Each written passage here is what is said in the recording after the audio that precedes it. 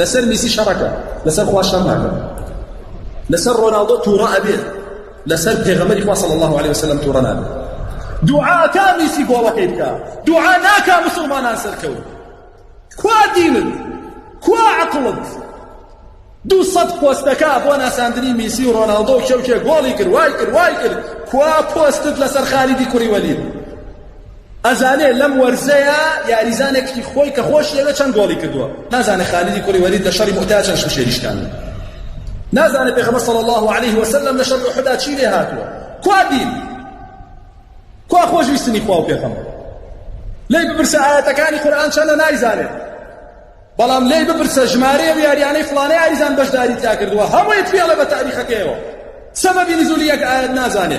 نازاني معنى فاتحات شيء بلام هبو جياني ياريزانك أزاني دو وتي بيغمبر خوي صلى الله عليه وسلم لبرني